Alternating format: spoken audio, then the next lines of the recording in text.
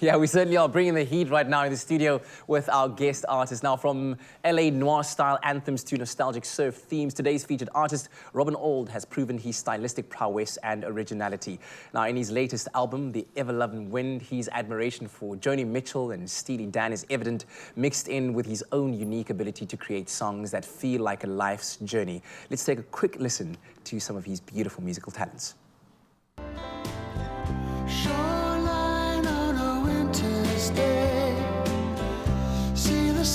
Surfing lines of grey, got a feeling something's on its way. Build a fire on the sand, brothers warm, freezing hands, talk of waves in foreign lands. Oh man, let's give a big feel-good welcome to Robin Auld on your Feel Good Breakfast Show! Celebrate! Jubilate! Great to have you here with us. Nice to be here. Nice to be here again. Tunes. What a way to start the morning, eh? Yeah. And this is what you were keeping yourself busy with, Robin, while we were all kind of going through the winter months and kind of cocooning ourselves. And you were working on a brand new album, The Ever-Loving Wind. Indeed. Which we have a beautiful kind of physical copy of. And I said to you earlier on, I'm quite surprised that you actually you have a physical CD. Well, it is a bit weird having a CD. I was talking to my good friend Valiant Swart the other day, and saying, we try and sell CDs at gigs. What we should actually do is just say, we've got 8 CD players in the boot of our car, and if you want to buy one, you get a CD free. But people still do use them, so and you've got to have them. Yeah, no, it's a beautiful kind of keepsake, if you will. But let's talk about the album. As I said, the tune actually absolutely sounds amazing that we're hearing right now.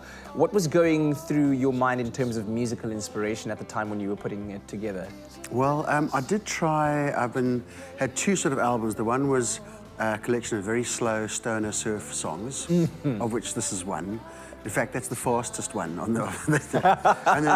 and then there was a whole bunch of chirpy, kind of more pop, up-tempo stuff. Yeah. So I sort of just put them together and thought.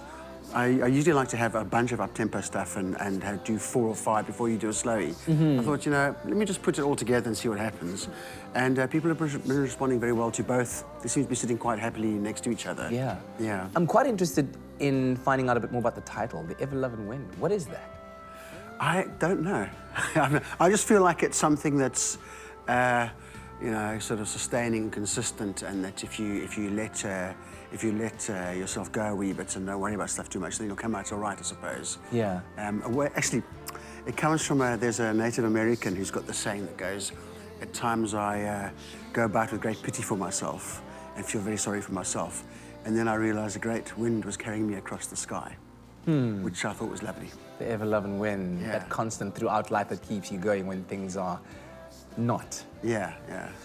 I'm also interested in finding out about your kind of ability to stretch across different genres of music, because usually when people ask you, so what genre is your music, they expect a singular answer. It's either rock or it's pop or it's this. But you stretch across multiple genres, and in that way you're expressing yourself in multiple ways, right? Yes. Well, I'm quite fortunate in that I'm a singer-songwriter. When people say, what genre do?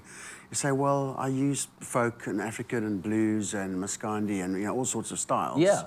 But if I just say I'm a singer-songwriter, then I sort of take the Beatles' position that anything is fair game. Yeah. If I want to make a bluegrass banjo song, that's just fine. If you're a singer-songwriter, you can nick anything. Yeah. That's the way I look at it. What inspires you most as a singer-songwriter when you are putting pen to paper, putting fingers to guitar for a melody? What inspires you?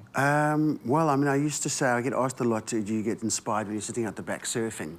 And it's like, no, usually it's like 3 hours in an empty hotel room before sound check somewhere. Really? That's inspiring. Empty hotel room, that's inspiring. But one might think that time is actually super boring and it's grinding your brain to a halt, but you find when you're forced to write, because also I live in a very busy household. So, when I was making albums years ago, I'd say, okay, I've got 30 songs, I've got to get it down to 12. Now, I had to say, I've got 50 ideas lying around and not one song. So I actually had to get out of the house, and I wrote a lot of stuff in Bathurst. I had a gig up there and I took 4 or 5 days. It was just me and the monkeys and the butterflies. Beautiful. And well, I thought I'm going to write, I'm just going to pump it out. It wasn't easy. I can imagine as well as you described like the highs and lows in terms of tempo and frequency, how the monkeys and the butterflies might have inspired that. Pretty cool. With 2023 ahead of you, what are you looking forward to? What's on the cards? Well, I'm looking forward to playing the songs because it's, you know, I think the last time we had the chat was about 2014, hey? With Back of the Line. Yeah. So it's been, I've been slacking, I've been doing stuff for other people, but I'm looking forward to getting the new songs to people, and they seem to be enjoying it. So I've got tours coming up. I'm doing Eastern Cape in February, doing Cape to Cuba this Sunday, a whole bunch of dates which you can find on my socials. Yeah. Die Boer we're doing on the 18th of March. So I'm going to be working it hard up and down the coast, and then I'll gather up my courage and see if I can go to the hinterland. But at this point in time, I'm just sticking to the coast. Sounding really, really good. Great to have you with us again, and looking forward to the music. Make sure that you do stay tuned for music from Robin Auld right here on your Feel Good Breakfast show coming up.